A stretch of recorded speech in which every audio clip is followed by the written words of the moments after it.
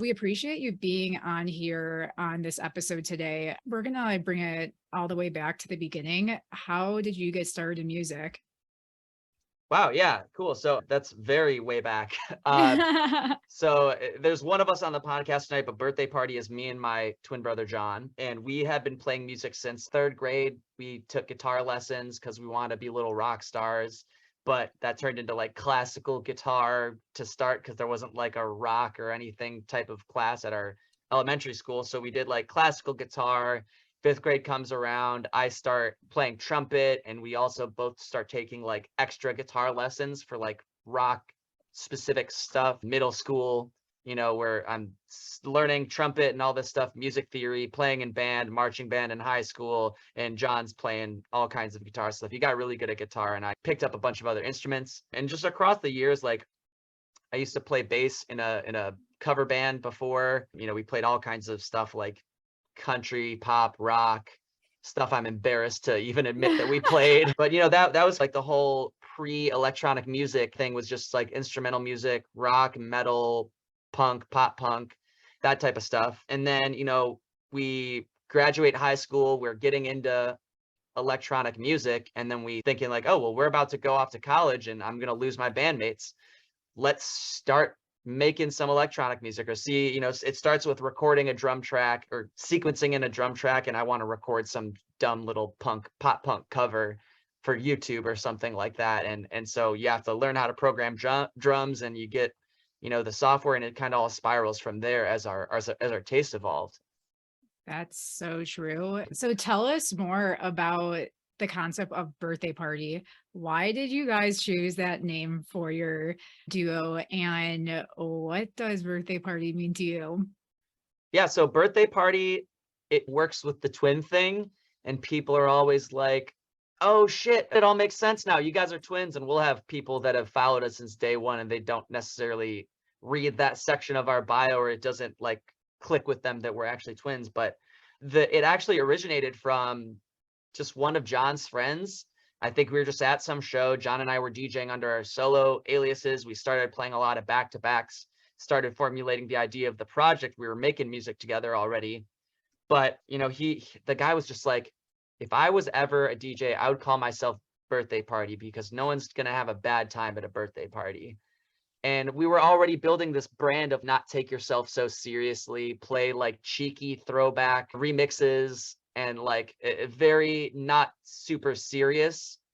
And this just worked with the brand so much. And he was like, can we steal that idea? If you're not going to do it, I want to do it. And, we spent a lot of time like putting together the project, making music, and, building out just based on our personalities. You'll see some DJs that are, super serious, or I'm so artful and, very beautiful emotional lyrics, or someone is, I'm the hardest motherfucker, like satanic imagery, upside down crosses and skulls, if you want like dark bass music. And then you got people that are like, I'm hard as fuck, like gangster rap shit, and there's like machine guns brand in the branding. And I'm like, we're not that. We have our influences, and we listen to everything, like a lot of rap, a lot of rock, and all this stuff.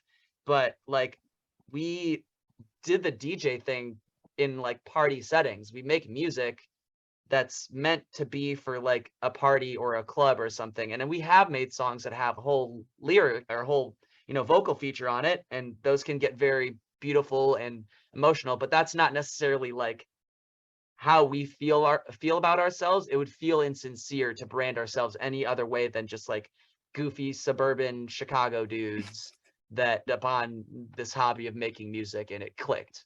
I love this. All the freaking See, adjectives no, on and Sydney, point. and what I was gonna say too, I'm like, well, it's just quirky, goofy, but having a good time. Exactly. And it's so funny too. I mean, because obviously I've been to a couple of your guys' concerts at venues outside of just the parties at any of your friends' like houses and stuff. And it just cracks me up because like when you do think about drum and bass or like a mix of the heavy bass. You do not think about balloons like coming everywhere while Yeah. everyone's kind of like going nuts. And so I just love the juxtaposition between like your actual brand awareness and even how people feel versus the music. Yeah, the Yes. birthday party theme sets ourselves up for branding in a lot of cool ways. Like it has evolved into like confetti and balloons that we use in our visuals.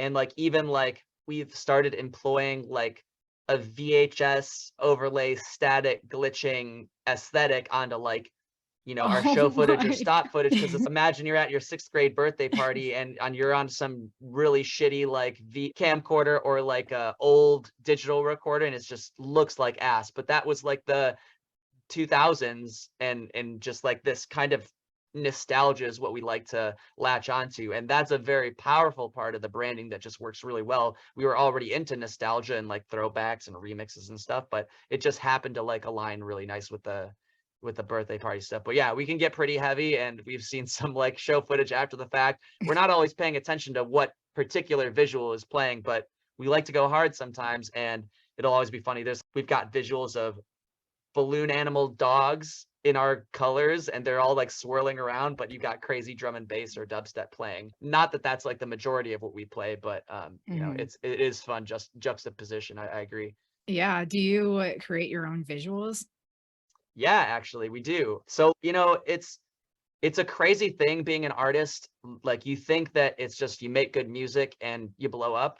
And back in the SoundCloud days, that was true. If you find something, like people could just make 2 or 3 good remixes, the remixes keep getting posted, but as SoundCloud dies, like you need to be putting stuff on Spotify. You need to be, and like Spotify isn't as organic.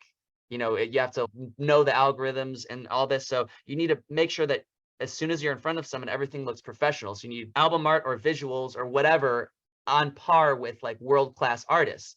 And if you want like for every release, say 50 to $200 for the album art alone, let alone if you want a release video, Yeah. you have to get a video done of it. And if you want more content, you have to get someone to have shot a show where you get that on camera, so you have to pay photographers. So there's just like a lot of expenses that add up. So from day one, we were just doing all of our own art, and John took a lot of Photoshop in high school, and so he knew the Photoshop thing.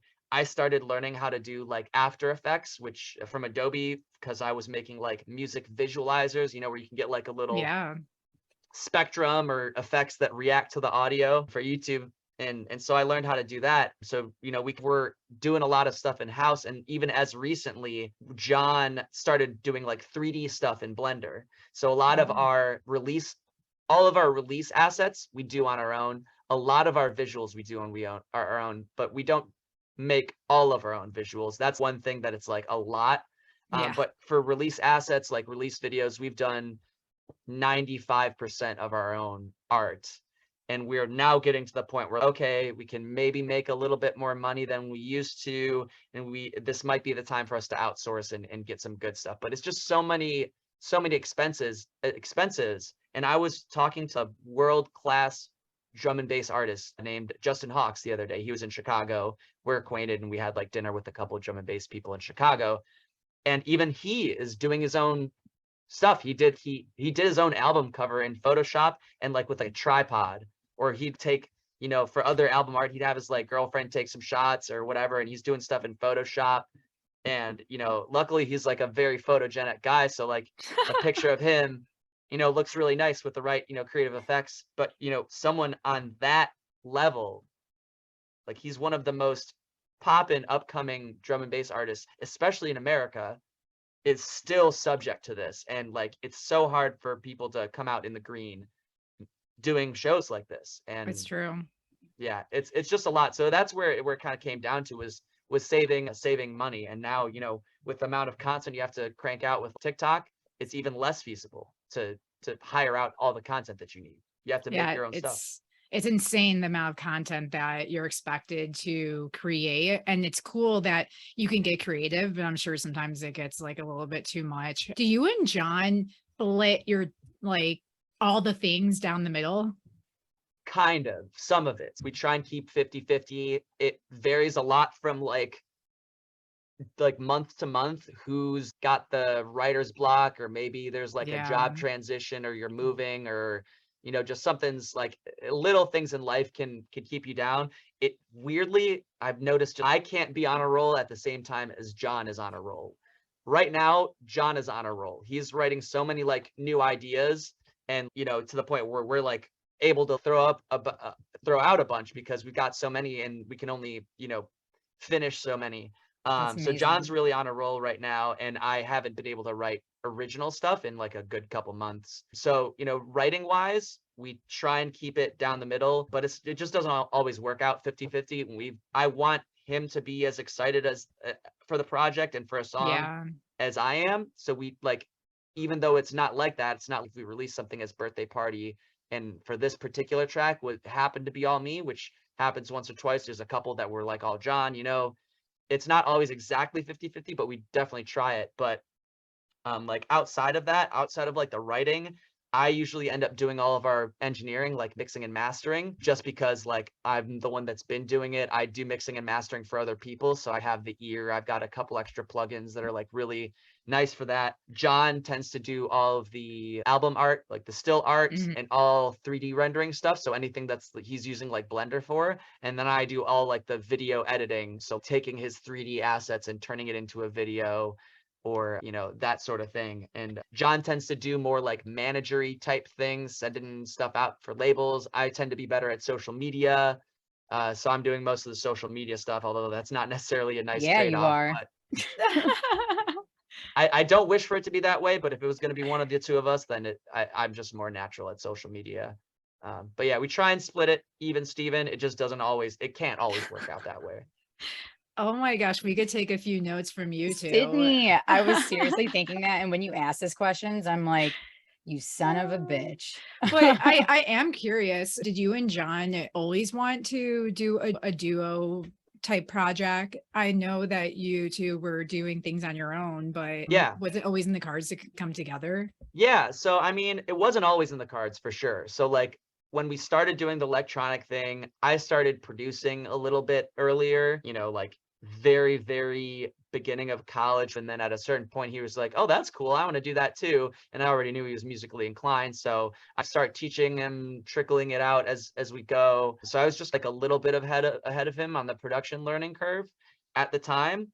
And then, at a certain point, like John was the one that got us into DJing, because we were doing this for years. And it wasn't until we started to make music that was like worth playable, that we started to want to pursue DJing. Like we were even listening to electronic music for so long before we started going to live shows. So like that wasn't necessarily always in our goal. We were just doing music all the time. But John, I remember, was the one that started DJing first, because he was at some random house party in college, and there's one guy DJing on his little controller, and the guy was like, "I've been doing this all night. I'm bored. Can you do this?" And he's like, "What? I don't know what to."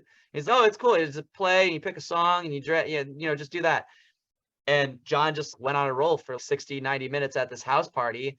And the guy came back. He's like, "Oh, you're still here." So John picked that up. He started messing around on like a friend's controller and like really started pushing the DJing stuff, while I was focused on production. We start learning on like the industry standard Pioneer gear.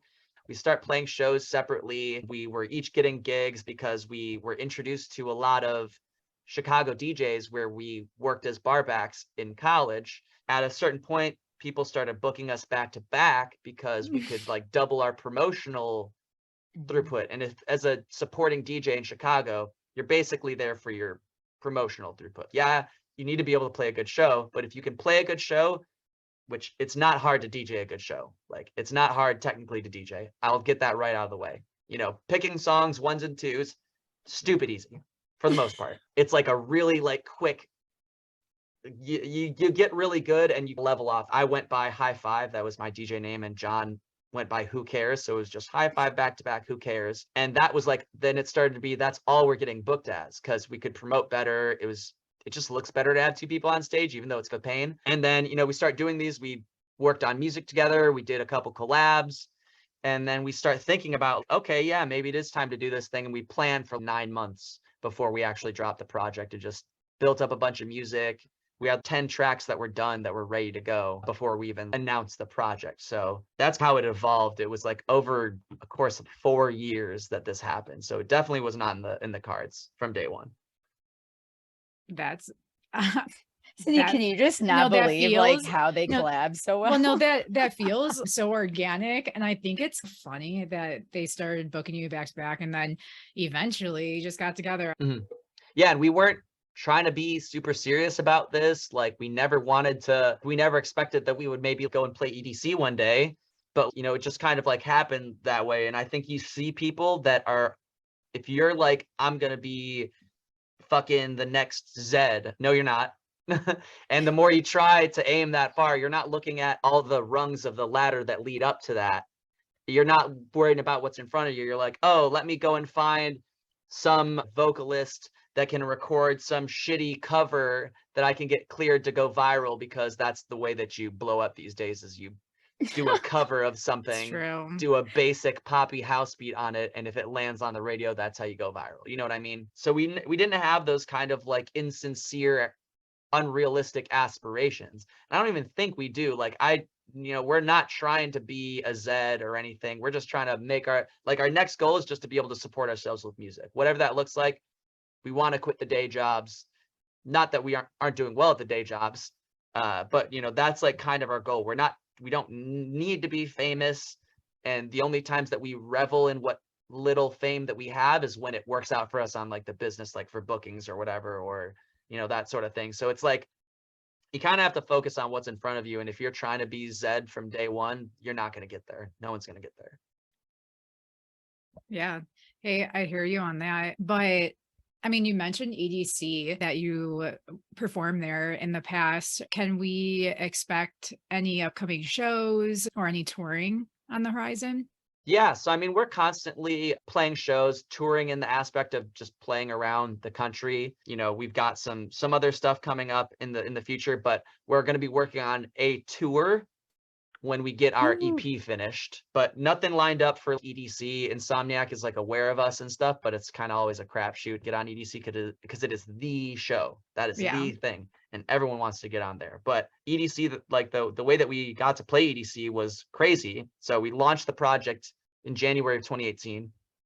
And on, around festival time, which was not long after we launched the project, we hadn't played a single show. We were just releasing music, working on social media content, that sort of thing. There was someone tagged us in like an EDC discovery project contest that Corona Electric Beach was throwing. Send out some invites. It was the type of thing where you get people to vote for you, and if you're in the top 10 of votes, then you're considered on your merits by the judges. So we're just like, we've got a good little following. We can ping some people, hey, vote for us real quick. Takes a couple seconds. Months go by, we're doing the thing. It was close. We didn't come in first on like votes, but we were in like the top 3. And then John and I were working together at the time, and we get an email in the middle of the workday, and we like, yo, and we're both like reading the same email at the same time. We would look at each other from our desks, and we start like freaking out, hyperventilating. We go to a conference room and take the call, and we won the contest to play EDC like within a week.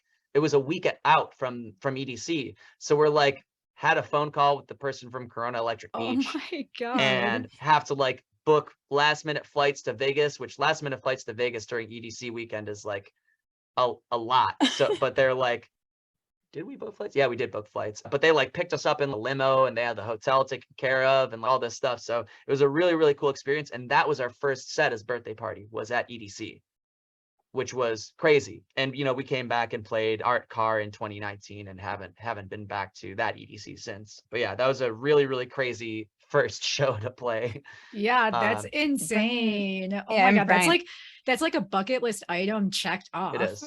It is. No, the next one is since we were on the Corona Electric Beach, it's like a stage, but it's like one of the smaller ones, and more for like regional people, especially like early in the day sort of thing. So our next one is to get a slot on one of the big branded stages, not like the massive headliners, but that's like kind of our goal for the next couple of years, is to get on one of those stages, I think. You're making me laugh because you're setting super, super realistic goals instead of I know you'll get there, buddy. Yeah, climb the ladder one rung at a time, right? Oh man, just a realist over here. Mhm.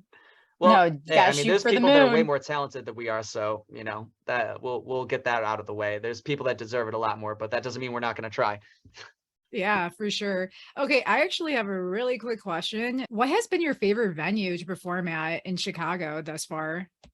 Okay, in Chicago, that's a really tough one. We like I would say of all time, hands down the Mid. It's not there anymore, but the Mid was our home. The Mid was the best club. It was the I perfect. miss the mid Oh my too. I God, so agree, good. Yeah. dude. That was the only club like and venue in Chicago that actually bartended and served the 100 Bud Lights that everyone's asking for instead of doing one at a time. Yeah, You yeah. It was a know, real. if I remember, I think the last person I saw at the Mid was Tiger Lily. Okay. That was in 2016. Yeah, Woo! that's oh my God. I feel like I don't even remember when it closed down, but that was so sad. It was just like So that sad. venue felt like home. It was a good balance of nice, but not like overly bougie where you feel out of place if you don't have a table type of nice. Yeah. That's so true. And then we were going there, we were very comfortable there, we'd play there before it got to the point where like we'd met some security people, so like you get friendly faces when you come in the door with bartenders, and then an industry friend of ours ended up becoming GM, and it was like that was the only place that we went. I remember for a year that was the only club I went to, but Same. nowadays I'd probably have to say Prism's nice in Chicago. It's very similar Mid vibes. It's never going to be the same, but we're pretty comfortable there, and it's a nice place. But I do need to give one massive shout out to like the only out non-Chicago contender for like favorite venue is this little place it's not that little, but this place in Kansas City called Aura. And I would say that like this place, which is maybe around the size of the Mid, it's single level. There's some places for tables, but there's like a cozy dance floor, and I want to say something like 250 capacity, I'm guessing, Wow. but this club has more production than any club in Chicago, any one. Like the entire back wall, massive LEDs. Like the second time we played there, like where the first time we were like, holy shit, so much production. They're like, yeah, we just threw more lasers in. Like they just dropped on this tiny, relatively speaking, tiny club. And then like recently they're like, yeah, we just redid the entire system, the sound system. And I'm like I'd met the owners, and it's his passion project. Like I think he's pretty well off, so it's not like you do this to make money. You don't make a fuck ton of money at nightclubs, but it's just his passion project. He keeps throwing money into the production. I'm like, you guys are good, but also good for you. And Yeah. then just like the people that we've met there and the shows, it's all very like full of passion. And in somewhere like Chicago, the clubs that are going all the time, it becomes about the money, and you don't get that It like does. DIY independent promoter, and people are just stoked to dance to weird beats type thing. It's just such a great venue. So big shouts out to Aura in Kansas City. We And love them. shout out to Kansas City. Honestly, Kansas Kansas City. City is, Samantha already knows, it's one of my Yeah. favorite cities because there's so many good things. I don't know if you had time to explore, but I could A give little you bit, a little bit. so many recommendations, and I I'll miss the hit you up next food. time for sure. Yeah, They got Just good need to move barbecue out there. there. Yeah, they do. amazing. And anyone you ask, it's going to be something different. And I've tried 6 places, and there's so many more. What's that one popular one that's like downtown? Q? There's Q39, That's there's it. Joe's, I think, but there's Jack Stack, there's Just rattling it off. I I'm trying to went, think yeah, of the no, one that I went to. It's I, like the type of place where people like line up Yeah. on a Sunday. They're like lined up, and you're gonna wait 45 minutes on a good day if you want to get through this line, because like it's barbecue. It's not quick, but like people yeah. will do that. You got time to kill in the morning, you grab your coffee, wait in line, and get some good ass barbecue. Another And place I went to was Gates. That one was like a hole in the wall. that one sounds familiar. I'm gonna quickly Google that, because that would be awesome if we went to the same thing. Honestly, it's all relatively good. Like I couldn't really tell a difference, but also I was trying something different at every place. So there really was no comparison for myself. Mhm. But yeah, shout out Kansas City, baby. Case. Yeah, we Only, love Kansas City. yeah, only 7 hours away or something like that. Try making that drive incredibly hungover, violently hungover. Oh, yuck. Was it a hot box too? I mean, we What got the- AC in the car, but it was not that kind of hot box. Don't do Bold, that and drive. humid, hot box. Don't Yeah. imprison yourself over a podcast. Okay. No, I smoke plenty of weed, and I'm happy to say that. That's fine, but like I draw the line at doing it while driving. That is like Samantha. While in the 120 easiest degree way to get a weather, no DUI. wind. All right. All right. So bringing it back to the music, you did mention that you're working on your EP. Can Yeah. you give us any details on that? Any details Yeah. at all? Yeah. So we're calling it Classic versus Future. This is our very first EP that we've ever done, and we've deliberately waited for the right time to do our first EP, to do it right. And it's 4 songs that all sound like Birthday Party, but they're all different genres, technically speaking. So there's like a tech house one, a heavier bass house one, a dubstep one, and a drum and bass one.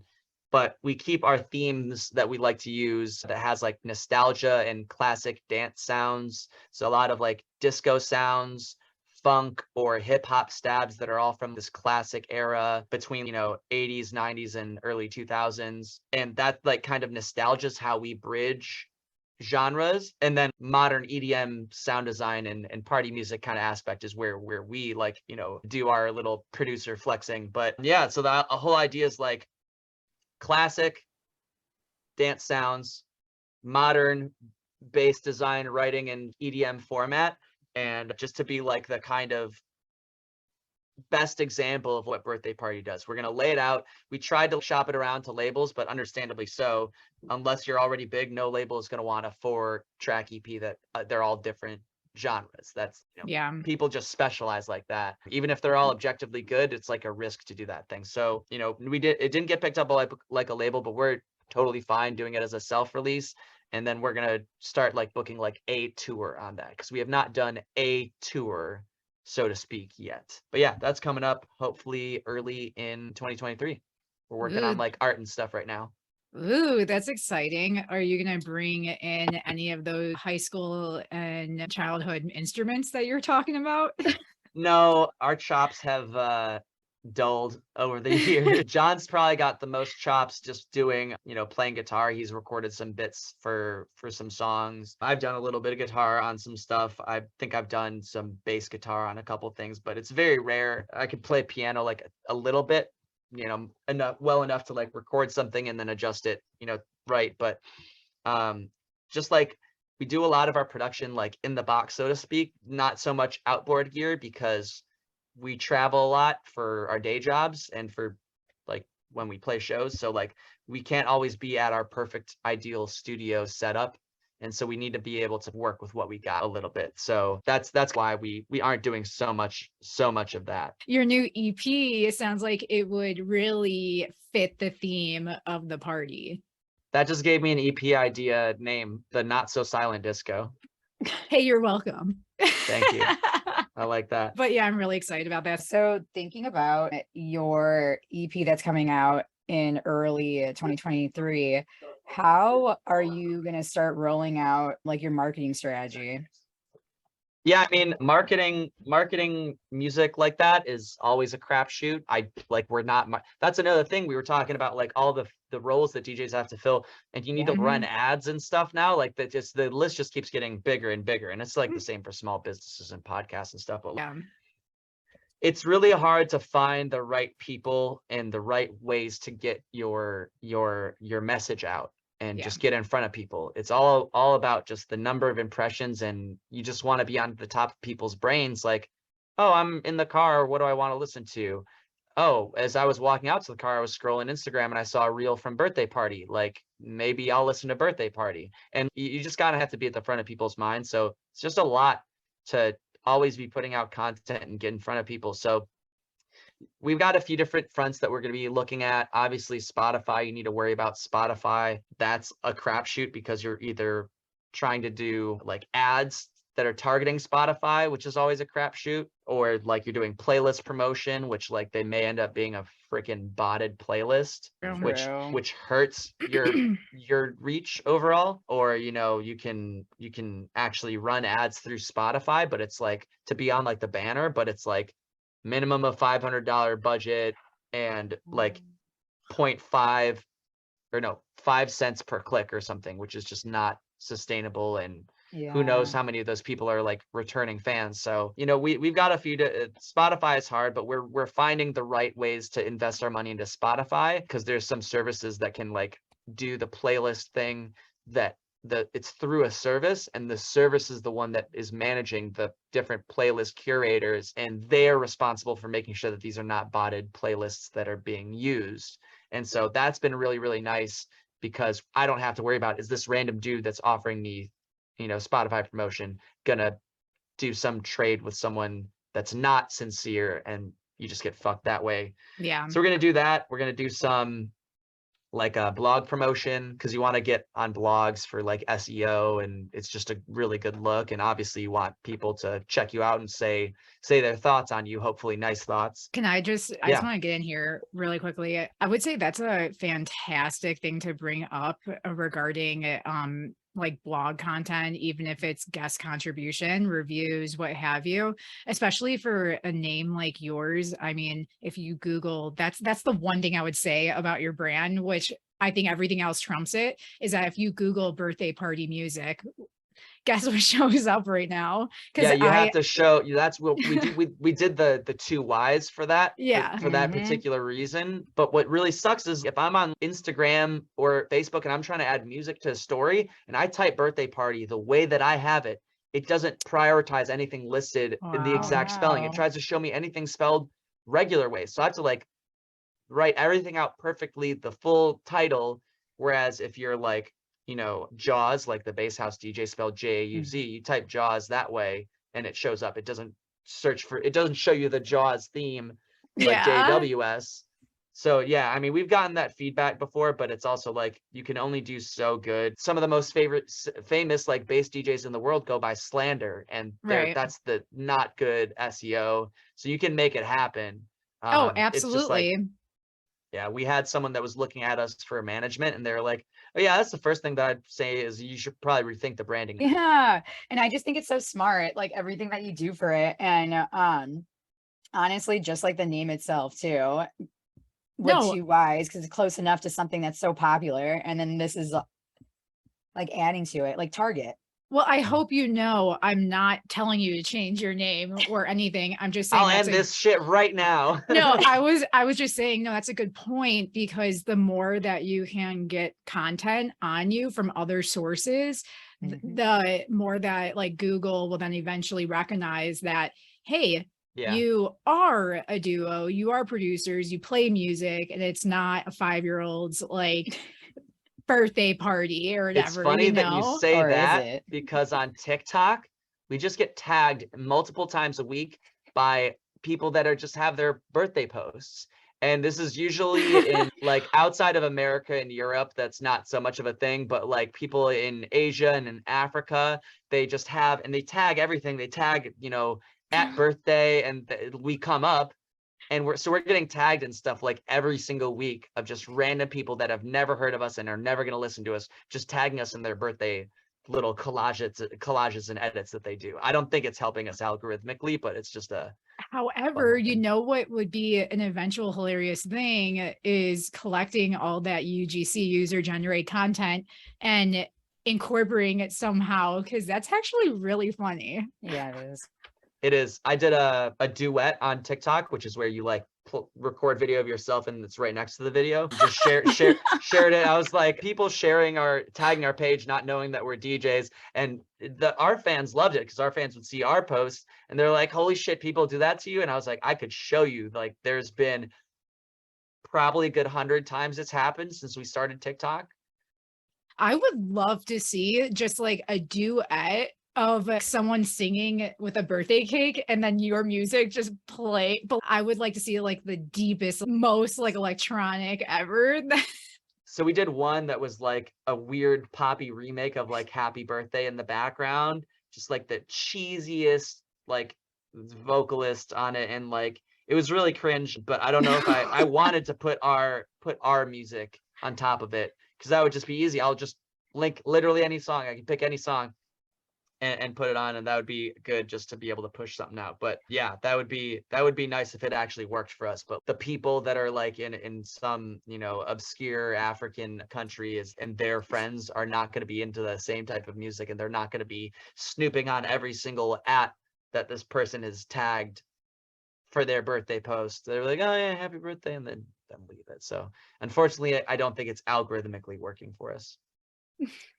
This is how I started thinking about, like, when Bryan, when you started posting more on Instagram and like really showing the humor, I was like dying. That's what made me want to, because Yeah. it's like putting your personality into the music.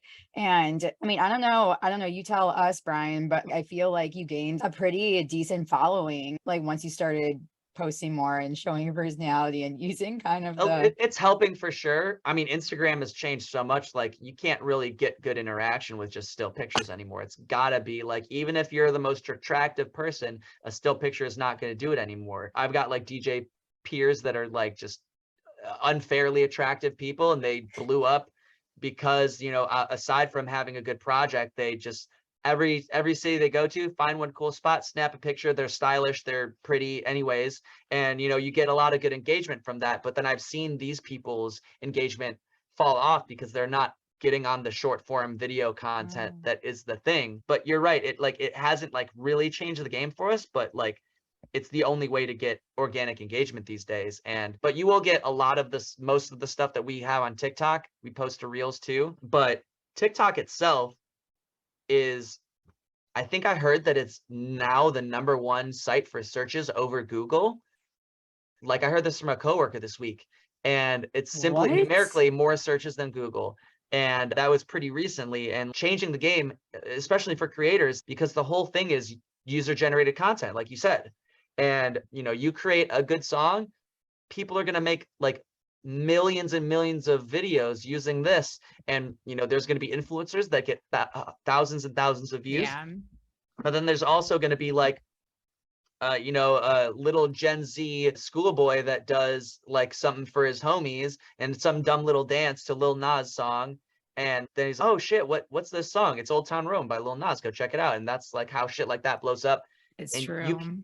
getting organic reach to people that aren't already following you, it's like impossible on any platform. Absolutely. But on TikTok, that's it.